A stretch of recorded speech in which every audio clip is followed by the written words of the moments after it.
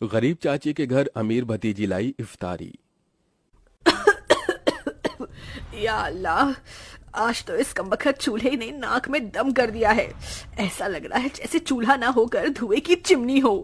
अपनी चाची को इस तरह से धुएं में परेशान देखकर जोया आकर कहती है, लाइए चाची माँ, आज हम आपको रोटियां बनाकर खिलाते हैं। अरे नहीं जोया, मैं बना लूंगी।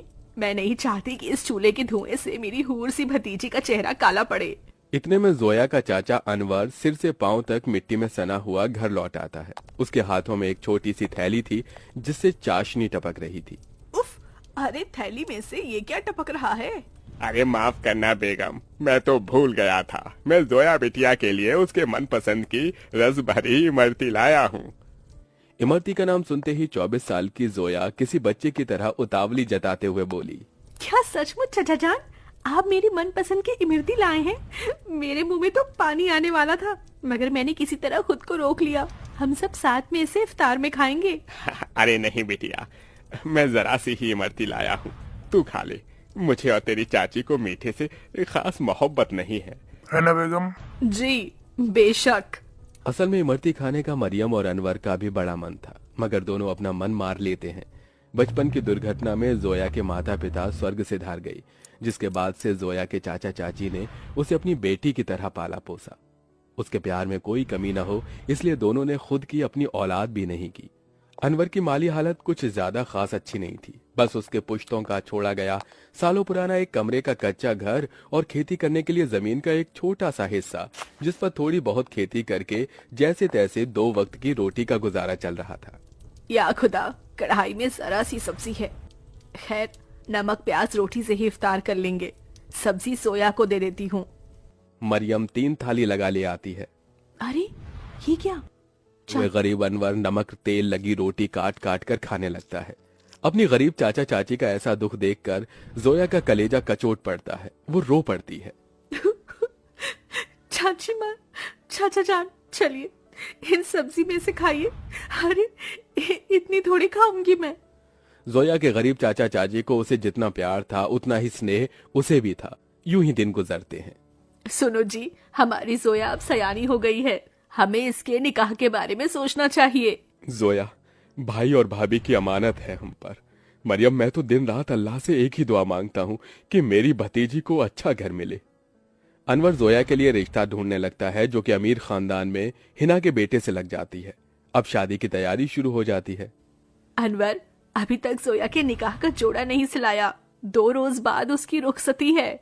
जानता हूँ बेगम, मगर जितना कर्ज लिया था वो खर्चा हो गया।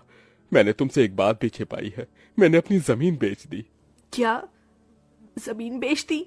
उसी से तो फकत अभी तक हमारी रोजी रोटी चल रही थी। अब क्या करेंगे आगे? अल्लाह मियाँ बैठा है ना रोटी देने वाला मरियम। कुछ तो कर लूंगा। लेकिन जोया हमारी इकलौती भतीजी है, उसका निकाह अच्छे से घर में हो जाए ताकि मन में कोई मलाल ना हो। जोया के गरीब चाचा चाची उसकी शादी के लिए अपनी खेती बाड़ी बेचकर उसकी विदाई करते हैं। चाचा चाची माँ, जा मेरी बच्ची, अल्लाह तुझे दोनों जहां की खुशियों और नेमतों से नवाजे।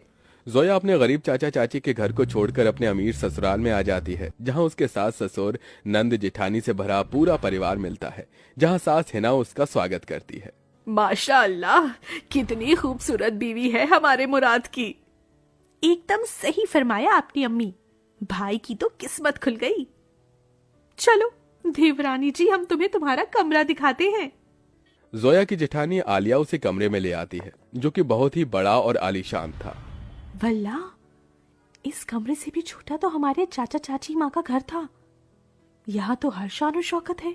अगले दिन जोया नहा धोकर पहली रसोई करने आती है। जी अच्छा। जोया जैसे ससुराल के ऐशो आराम भरे किचन में कदम रखती है तो नम आंखों से निहारती रह जाती है। उसकी आंखों के आगे अपनी चाची का धुएं में चूल्हा फूंकना याद आ जाता है। या खुदा, हमारा ससुराल कितना रईस है। ऐसा लग रहा है जैसे हम किसी जन्नत में आ गए हैं। मगर हमारी गरीब चाची माँ आज भी गीली लकड़ियों से चूल्हा चलाती होंगी।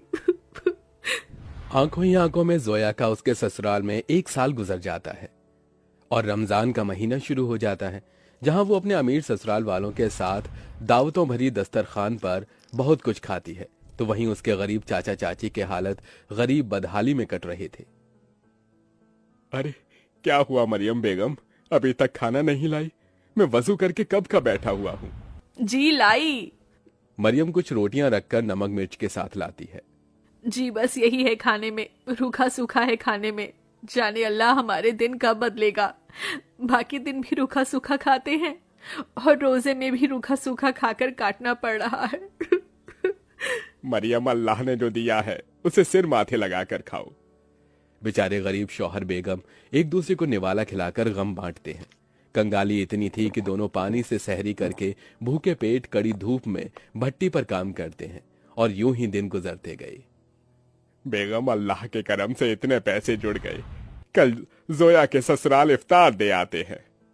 दोनों खुद पर दुख उठाकर जोया और उसके ससुराल वालों के लिए कपड़े, फल, मिठाई के साथ इफ्तार लेके जाते हैं। अरे समधी साईं, आप दोनों?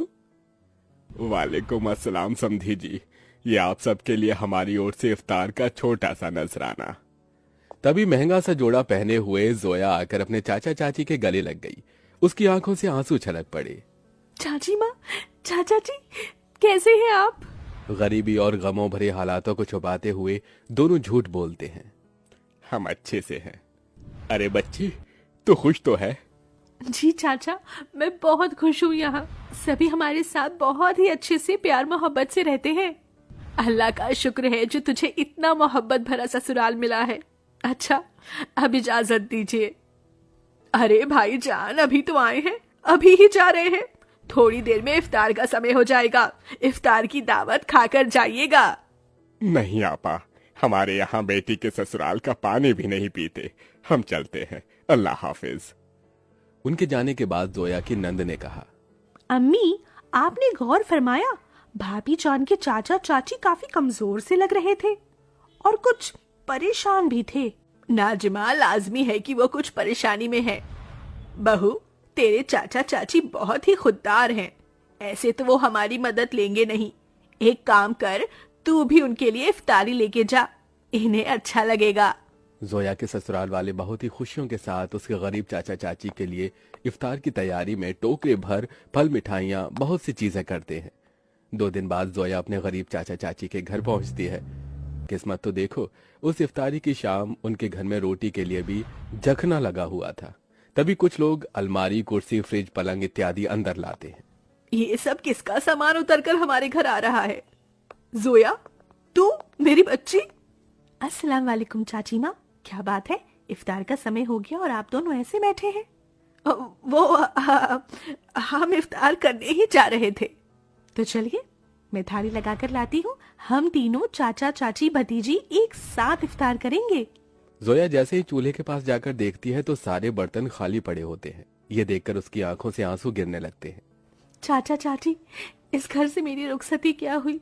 आप दोनों ने मुझे इतना पराया कर दिया कि ये तक भी ना बताया कि आप दोनों किन हालातों से गुजर रहे हैं। मेरी बच्ची, इस घर में क्या तूने कम गमजादगी उठाई थी? चाचा चाची माँ, आप दोनों ने भी तो मेरे लिए कितनी कुर्बानी दी, कितनी मेहनत मशक्कत की और मुझे शहजादी जैसा पाला पोसा। अब मेरी बारी है। इसके बाद जोया खुद अपने हाथों से इफ्तार में बहुत कुछ बनाती है। इफ्तार की दावत देखकर उसके चाचा चाची पेट भरकर खाते हैं। आज एक अरसे बाद ऐसी इफ्तारी नसीब हुई है, वरना तो सालों से गरीबी में रूखे सूखे से रमजान के रोजे कट रहे थे।